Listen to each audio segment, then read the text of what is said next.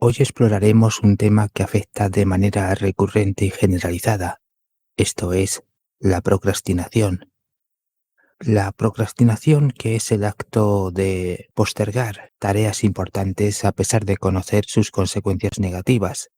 ¿La procrastinación es realmente una simple falta de disciplina o es el resultado de un entramado mucho más complejo que involucra al sistema social y psicológico en el que vivimos? Hoy abordamos esta cuestión desde dos perspectivas o dos visiones profundas. Una de ellas es la filosofía de Byung-Chul Han y la psicología de Carl Jung. Para el filósofo surcoreano, vivimos en una sociedad del rendimiento donde la autoexplotación es el motor de nuestras vidas. En su obra La sociedad del cansancio, Han nos muestra cómo el sistema neoliberal ha reemplazado el modelo disciplinario clásico por uno donde el individuo se siente obligado a ser siempre productivo, eficiente y exitoso. Y aquí es donde surge la trampa. El mandato del rendimiento constante genera un agotamiento extremo que termina en procrastinación. Han afirma que, en lugar de ser simplemente vagos o perezosos, los individuos que procrastinan en realidad están colapsando ante la sobrecarga de estímulos y expectativas. La procrastinación entonces no es una cuestión de voluntad débil, sino una rebelión inconsciente contra un sistema que exige demasiado. En lugar de confrontar directamente el estrés, el individuo se paraliza y pospone sus tareas como una forma de escape. Podemos decir que la procrastinación se convierte en un síntoma del capitalismo tardío, una especie de fatiga social donde el individuo, aunque libre de cadenas físicas, está atrapado en la constante autoexplotación. Desde el enfoque junguiano, la procrastinación no se explica solo por factores externos, sino también por dinámicas internas profundamente arraigadas en el inconsciente. Jung sostiene que cuando una persona posterga una tarea, está respondiendo a conflictos internos no resueltos. Es el yo el que evita enfrentarse a aspectos sombríos o dolorosos del propio ser. En muchos casos, la procrastinación surge cuando la tarea en cuestión pone en jaque la identidad o el autoconcepto del individuo. Por ejemplo, alguien puede evitar un proyecto creativo porque teme que el resultado no esté a la altura de sus expectativas. Esta resistencia puede ser vista como una manifestación de la sombra, aquello que rechazamos de nosotros mismos y que proyectamos en nuestras acciones. Ahora bien, si unimos las perspectivas de Han y Jung, podemos ver la procrastinación como una trampa que tiene dos caras. Por un lado, es un síntoma social que surge de la presión capitalista hacia el rendimiento continuo. Por otro, es una manifestación de conflictos internos que el individuo no ha resuelto. La sociedad exige eficiencia mientras el inconsciente demanda atención a los problemas internos, porque la procrastinación es un síntoma del estado en el cual se encuentra la psique colectiva. Quizás la clave esté en reconocer que la procrastinación se está enviando un mensaje. No siempre se trata de una debilidad o falta de disciplina, sino de un reflejo de algo más profundo. Comprender este fenómeno puede ayudarnos a enfrentarlo desde una perspectiva menos autocrítica y más integradora. La próxima vez que te des cuenta que estás posponiendo tareas, en lugar de castigarte, pregúntate qué parte de ti está resistiéndose realmente. ¿Es el agotamiento de un sistema que te explota o es un conflicto interior que necesita ser reconocido? A veces depresión, a veces ansiedad, etc.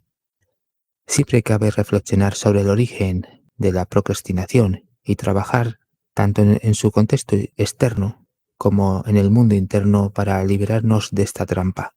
Ahora bien, ¿por qué una trampa del sistema? La procrastinación responde a causas complejas y diversas, pero sigamos analizando la conexión entre la procrastinación y el sistema. A la vez entenderemos por qué la procrastinación se ha convertido en un gran problema que en principio no es una patología, sino un síntoma o consecuencia de unas condiciones psicológicas que tienen que ver con ciertos trastornos, especialmente la depresión y la ansiedad, y esto se agrava o se vuelve crónico como resultado por procrastinar y esto genera un círculo vicioso de más procrastinación.